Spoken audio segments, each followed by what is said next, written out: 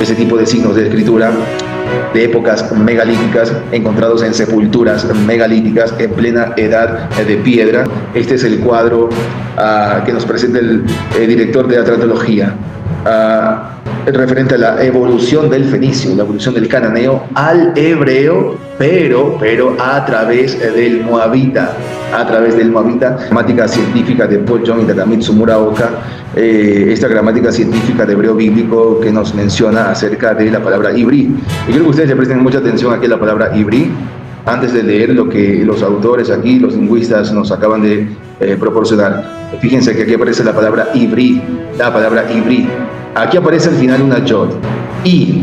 Nótese, por favor, la forma final i, ibrí.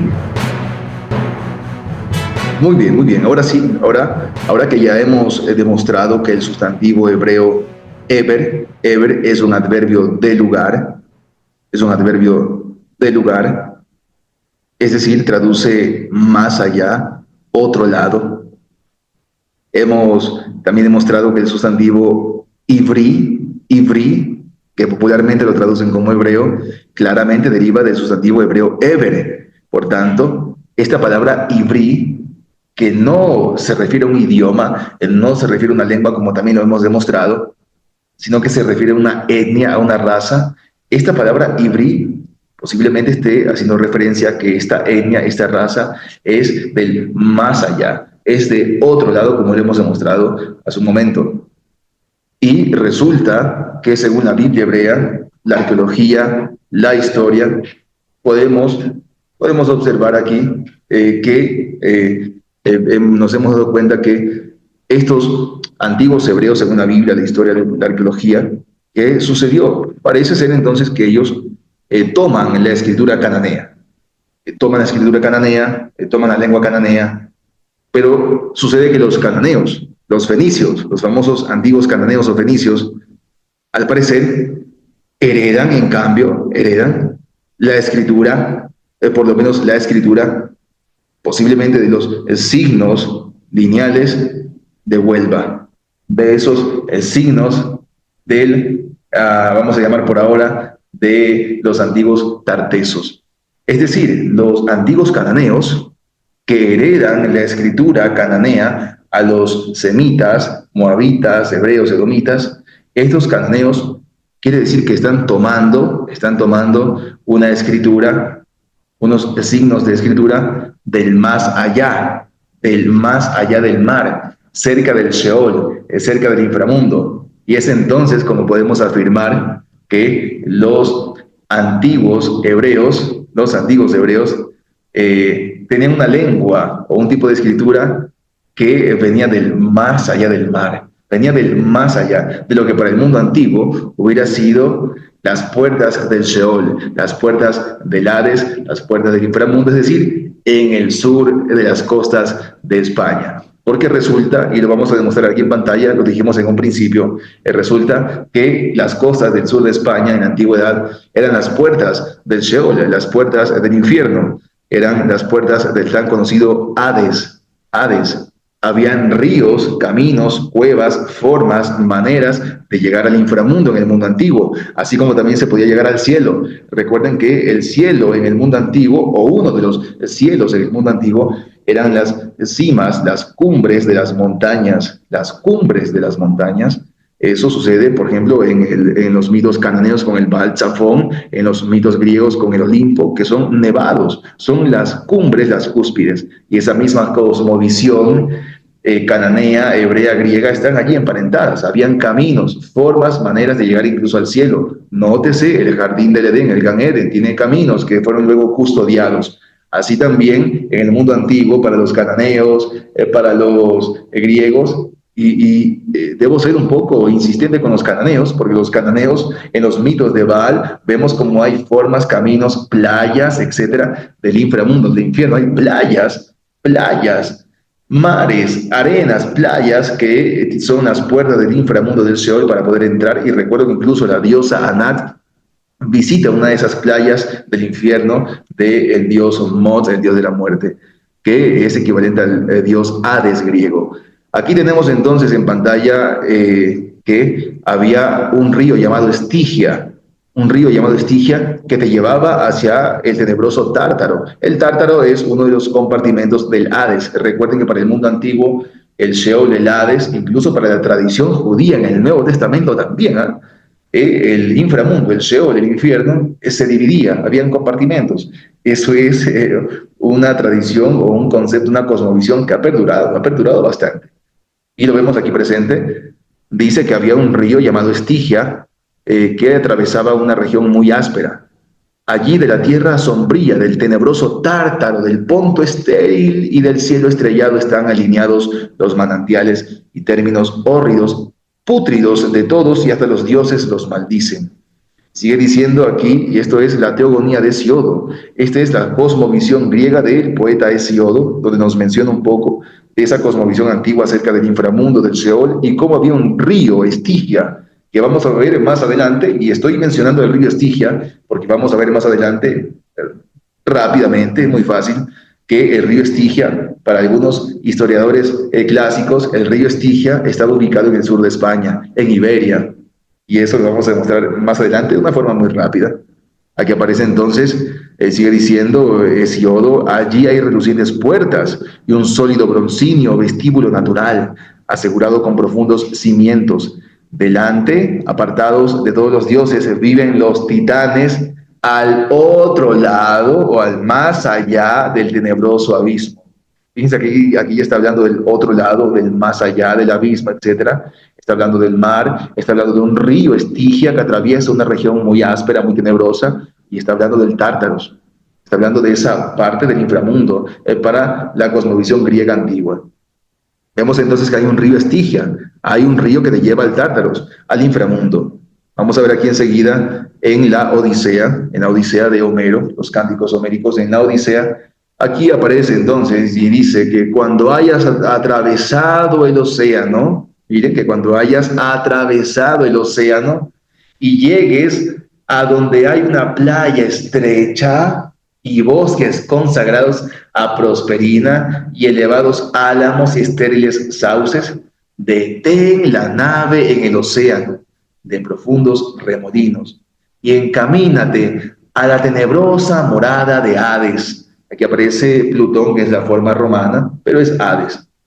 Y acá aparece también el río Piriflegetón y el Cosito, que es un arroyo del agua del río Estigia, que llevan sus aguas al Aqueronte. Y hay una roca en el lugar donde confluyen aquellos sonorosos ríos. Repito, aquí también en la Odisea, así como en la cosmovisión o en la teogonía de Hesiodo, de esa cosmovisión griega, aquí también en la Odisea vemos que ese lugar de los muertos, ese lugar tenebroso donde está Aqueronte, donde está la morada de Hades, de Plutón, del dios de la muerte, de Hades, vemos que hay ríos que llevan hacia ese lugar. Vemos que hay sauces que llevan hacia ese lugar. El océano te lleva hacia ese lugar. Te puedes encaminar hacia ese lugar a través de esos mares, de esos ríos. Hay un río, un arroyo del agua de Estigia y que llevan esas aguas hacia el Hades. Entonces, hay que tener presente que esa es la cosmovisión antigua. Yo no me canso de hacer las comparaciones entre los fenicios y los cananeos fenicios y los griegos en cuanto a la cosmovisión, porque es idéntica a la cosmovisión mesopotámica, casi que egipcia, pero sobre todo la fenicia, es decir, la cananea con la griega, son una copia y pega. Les sugiero a todos el leer la cosmovisión o la teogonía de San Cuniatón, que fue relatada por Filón de Biblos y luego mencionada por Eusebio de Cesarea. En la teogonía fenicia cananea, en esa cosmovisión cananea de San Cuniatón, la cosmovisión del panteón cananeo es idéntica a la de los griegos. Y según los historiadores antiguos, clásicos incluso, vemos cómo cananeos de Cartago, del sur de España, con griegos, no tenían problema a veces en llamar a sus propios dioses con los nombres griegos o fenicios, etc. Es una cosa interesante. Incluso en los mesopotámicos, con el héroe Hadad Baal, que luego se hace muy famoso en el antiguo Canaán. Son cosmovisiones idénticas, muy parecidas.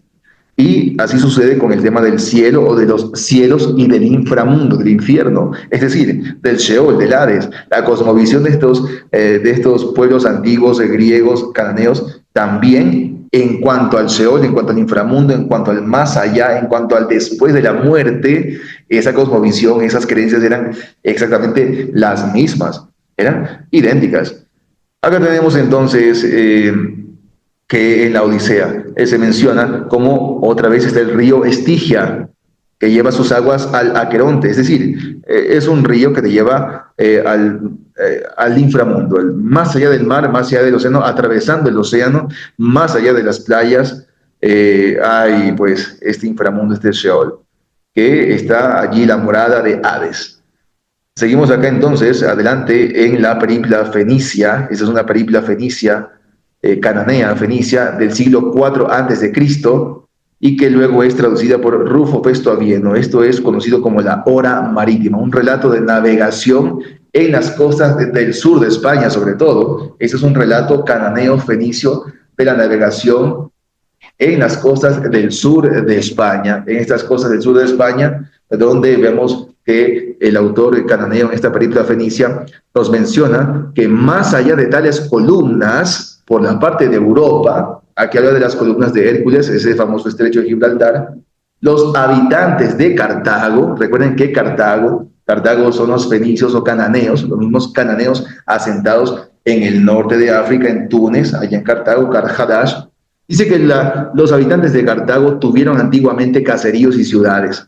Dice que, sin embargo, Himilcón, que es otro cananeo, cuenta que desde esas columnas hasta la zona occidental, existe un abismo marino ilimitado, que la mar se extienda a lo ancho, que se despliega un salado mar. Nadie se aventuró en estas aguas, nadie metió sus carenas en aquel llano marino. Sigue diciendo, esta película fenicia cananea dice, se trata de aquel océano que brama en lontananza alrededor del orbe inmenso.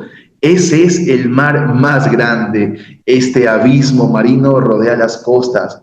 Este es el que surte al salado mar interno.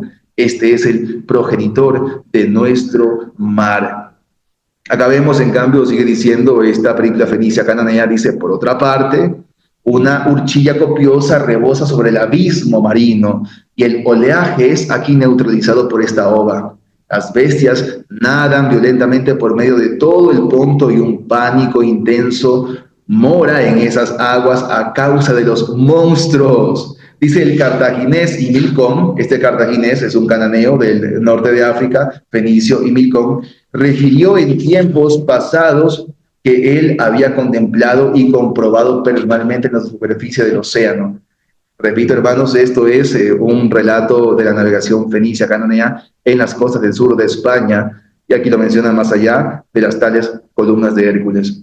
Podemos revisar acá, por ejemplo, en la Eneida. Tenemos que en la Eneida es básicamente la historia de la fundación de Troya, según el mito romano de Eneas. Eneas, un héroe troyano que sobrevivió a la guerra de Troya, sobrevive y luego va a navegar buscando un hogar, un nuevo hogar para su gente, según la visión que tuvo de la diosa Venus. Y luego pues vemos que también él quería ir a ver a su padre. Eneas, el héroe troyano Eneas, tiene mucho que ver con los fenicios, con los cananeos como tal. ¿Por qué lo menciono? De hecho, la Eneida, esta Eneida que cuenta la historia, por ejemplo, del héroe troyano navegando para poder fundar Roma y toda la odisea que tiene Eneas, vemos que tiene mucho que ver con los cananeos. Eneas está siempre a la par con los cananeos, visita a la reina Dido le habla acerca de su padre Velo, que fue prácticamente el que dominó la isla de Chipre, etc. Vemos que Eneas tiene que ver mucho con los fenicios cananeos, de Tiro y de Sidón. Por ejemplo, la Sidonia Dido, la reina Dido, que aparece en Eneida, se enamora a causa de Cupido, se enamora, por ejemplo, del héroe troyano Eneas. Aquí vemos entonces en la Eneida, que están muy, pero muy, muy ligados de manera estrecha con los cananeos. En la Eneida dice, desde las aguas Estigias, atención otra vez a esto, las aguas Estigias, el río Estigia, es ese río mitológico que te llevaba, este río que según la mitología griega te llevaba al inframundo, al Sheol, al Hades, al Tártaros. Dice acá, los vio el marino marchar por el bosque callado y dirigir sus pasos a la orilla. Así dice el primero y sin más les increpa. Seas quien seas, armado que te presentes en nuestro río, vamos, el día que vienes desde ahí y detén tus pasos. Este es el lugar de las sombras, del sueño y la noche soroposa. Cuerpos vivos no puede llevar la barca Estigia.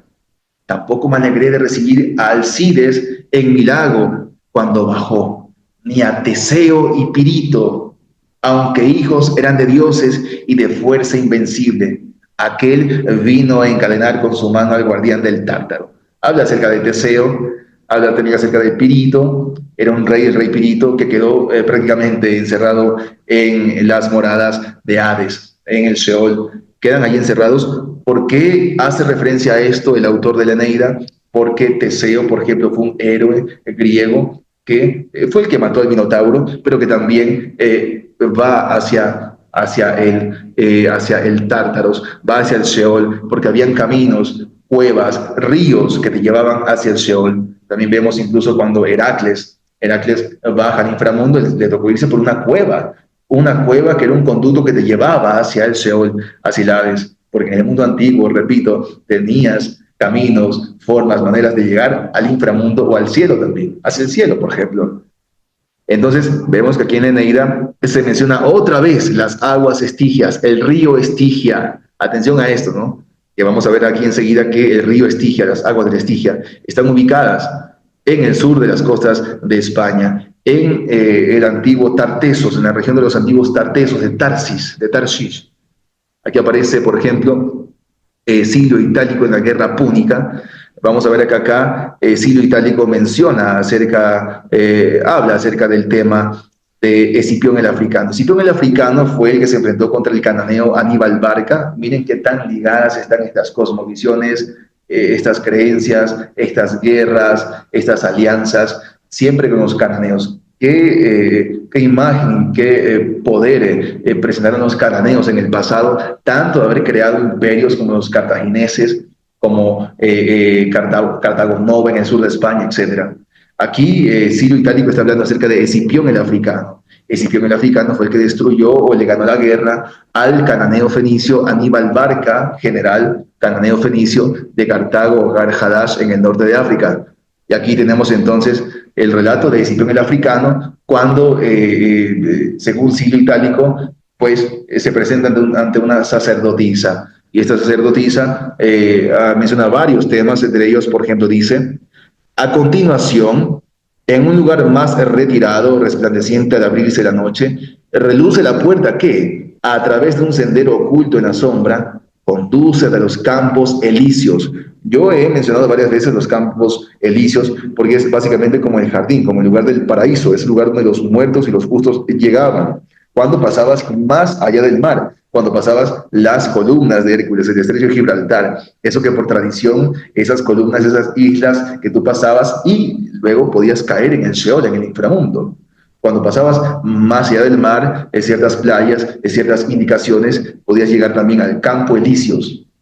Dice que allí, dice, la multitud de los justos, no en el reino estigio, ni bajo la bóveda celeste, sino más allá del océano, más allá del mar. Estamos demostrando entonces aquí claramente que en el sur de las costas de España, donde casualmente se encontraron los signos de escritura de Huelva, esos signos que muchos lo llaman signos tartésicos, o que los antiguos tartesos tuvieron, o que mejor dicho, alguna cultura en el sur de España tuvieron esos signos de escritura megalítica. Vemos entonces que esa región, en el sur de España, donde aparecen esos signos de Huelva, y que posiblemente los cananeos adoptaron, que luego heredan a los hebreos, vemos entonces que ese lugar en el sur de España era conocido como el más allá del mar, el más allá del océano. Cuando caías al Sheol, caías al inframundo.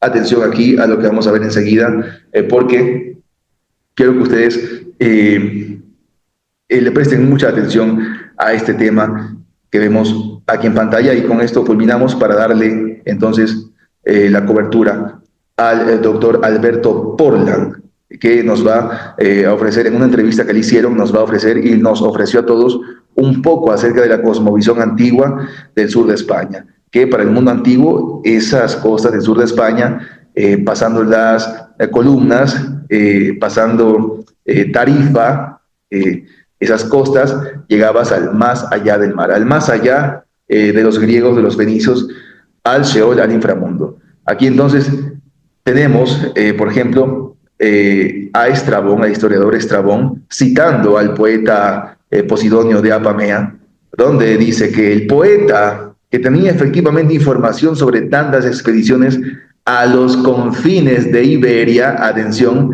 a los confines de Iberia, estos confines de Iberia, dice, y sabía de su riqueza y demás excelencias por haberlas revelado los fenicios. Los cananeos son los que, según Estrabón, citando a Posidonio de Apamea, según estos historiadores, eran los fenicios, los cananeos, los que revelaron las riquezas de los confines de Iberia, de España. Ubicó allí la morada de los hombres piadosos y el campo Elíseo. Es decir, allí es donde se ubicó, según los historiadores antiguos, o según Posidonio de Apamea, ubicó, según este historiador, según los mitos antiguos, ubicó en el sur de España, allá en esas costas de España, ubicó la morada de los hombres piadosos y el campo Elíseo. Es decir, el lugar de los muertos, el lugar del vivo paraíso. Dice acá, citando la Odisea, dice aquí, por ejemplo, el autor, el poeta, dice, pero a ti, al campo Elíseo y al confín de la tierra te enviarán los inmortales, donde el rubio Radamantis, dice, donde está el rubio Radamantis. Muy fácil es la vida allí para los hombres, ni nevada, ni crudo invierno, ni lluvia, nunca, sino que siempre océano envía brisas de cefiro, que soplan suaves para aliviar a los hombres. Entonces, vemos acá cómo es que, y miren lo que dice aquí también el autor, por si acaso, eso es muy importante porque sigue hablando del sur de España, y dice pues, la pureza del aire. Aquí el autor se refiere a lo que citaron en la Odisea, dando a entender que ese confín de la tierra, ese fin del mundo, ese lugar de los muertos, ese lugar donde está el rubio de Radamantis, ese lugar dice que por el aire y el soplo suave del céfiro, dice que son característicos de esta región, por ser occidental y cálida, y encontrarse en el extremo de la tierra, donde según el mito decimos que se sitúa el Hades, el Sheol. Es algo importantísimo e interesante lo que se menciona acá. Es decir, según los mismos historiadores, Estrabón, Posidonio de Apamea, Silo Itálico, bueno, podemos mencionar a otros más como, bueno, Hesiodo, por ejemplo, también que lo mencionamos. Para todos ellos, el fin del mundo, el más allá del mar, el más allá del océano, el Sheol, el inframundo, es pasando las costas de España. Por ejemplo, si decimos que llegaban a Cádiz y luego pasaban más allá del mar, ya llegaban al inframundo, por supuesto. Entonces, eso es. Ahora vamos a ver a continuación lo que el doctor Alberto Portland, en la entrevista que le hace Zona Historia del canal Onda Cádiz, vemos cómo el doctor desarrolla un poco acerca del más allá para los antiguos griegos y para los antiguos fenicios. Para empezar, lo del otro mundo. Vamos a empezar por ahí, que hay que explicarlo bien a nuestros televidentes. Sabemos que, bueno, cuando hablamos de, bueno, hay una revista que se llama Más Allá, ¿no? Sí, sí. El más allá, ¿no? Hablamos de que nuestros difuntos se van a otro mundo, que están muy bien normalmente, a no ser que hayan sido malos. Y los griegos también tenían un más allá, ¿no? Un plus ultra. Eso es. Bueno, el más allá de ellos... ellos eran muy lógicos, ¿no? De manera que lo que entendieron es que donde terminaba el mundo de los vivos, comenzaba el mundo de los muertos. El mundo de los vivos terminaba en el Mediterráneo, en el final del Mediterráneo. Ellos ocupaban el Mediterráneo, estaban en el centro y ese era su mundo. Su concepción del mundo, la ecumene, ¿no? Eso es. Ellos entendían la Tierra como el planeta. Ellos inventaron la palabra, pero entendían el planeta como un orbe, como un círculo, ¿no? ese círculo terminaba, se abría en un solo punto, que era el estrecho de Gibraltar. Solo había una salida, el estrecho. Sí, hay más estrechos en el Mediterráneo. Pero no salen todos, no, pero a la todos, nada, ¿no? Eso es, todos ellos comunican con tierras, ¿verdad? O sea, tú en el Mediterráneo te plantas en el medio del Mediterráneo, escoges un rumbo, el Bósforo, por ejemplo, ¿no? Sí, Turquía, Grecia, ya, claro. Y siempre da. Eso es. Detrás de ese estrecho hay otro mar que termina. En cambio, detrás del estrecho de Gibraltar, el océano no se termina. No se termina y ni se terminaría hasta 1492. De manera que, claro, eso era el fin del mundo. Y allí donde terminaba el mundo, como digo, empezaba el otro mundo. Por lo tanto, la descripción de las playas y de las costas del estrecho correspondía con la entrada al otro mundo, a su más allá. Claro. Entonces...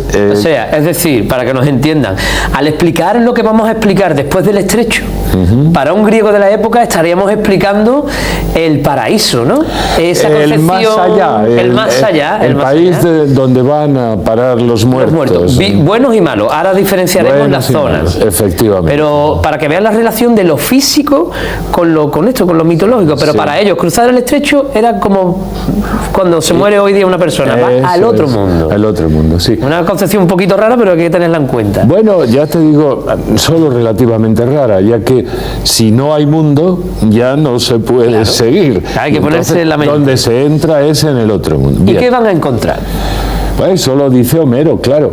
Homero, cuando en la Odisea, Odiseo, o sea, Ulises, le pregunta a la maga, a Circe, le dice, porque Circe le aconseja hablar con los muertos. Tú tienes que hablar con los muertos para que te explique. Y él dice, pero ¿cómo voy a hablar con los muertos? Dice, yo, en fin, ninguna nave llegó jamás al Hades. El Hades es el nombre del más allá de los griegos. Nunca llegó al Hades.